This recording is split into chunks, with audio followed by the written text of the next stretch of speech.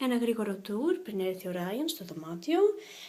Μόλις έχουμε κάνει check-in, ακόμα τα πράγματα δεν έχουν γίνει ανάστα ο κύριος, μικρό τραπεζάκι, λεμποτέρ, οικοστικές λεπτομέρειες, ταπετσαρία, κάρδρο, με το σκύλο να περιμένει, το αφεντικό μάλλον, νερό, αν θέλεις να έχεις ένα υποβρύχιο, ένα περιτύφ, ένα σικαλάκι, ταπετσαρία, φλωράλ, όπως πάντα. Ο γέρος και η θάλασσα, ο ίδιος. Προχωράμε μέσα, βλέπουμε την κουρτίνα, ένα μικρό καθιστικό, λίγα περιοδικά, ταξιδική οδηγία, ένα μικρό καθιστικό αν θες να χαλαρώσεις, η μικρή τηλεόραση. Εδώ ένα μικρό μπουντουάρ, αν θες να κάνεις λίγη μελέτη, και εδώ πάμε στο δωμάτιο. Το δωμάτιο έχει ένα μικρό αρκουδάκι να σε περιμένει, λαμπετέρ, αν θες να κάνεις κι άλλη λίγη μελέτη, μια ακόμη τηλεόραση, DVD συλλογή, αν θέλεις να διαλέξεις.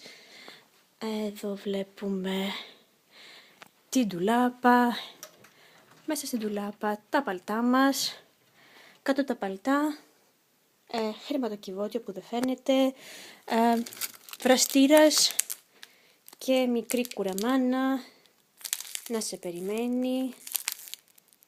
Delicious. Πάμε παρακάτω.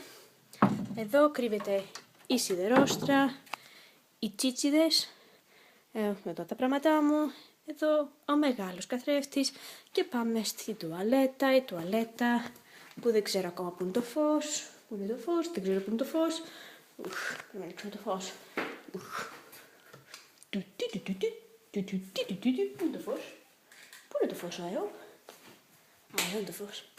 Μονή τουαλέτα, μικρή, απλή, καθημερινή, απλότητα. Βλέπεις παντού την απλότητα, σε όλο το μεγαλείο, απλότητα. Εδώ είναι πολύ απλά τα πράγματα, είναι καθημερινά. Ένα απλό καθημερινό μπάνιο, για καθημερινές στιγμές, τίποτα ιδιαίτερο. Όχι, κάτι ιδιαίτερο. Τέλος πάντων, ένα μικρό τσαρδί, ρε παιδί μου, να περάσει η μέρα.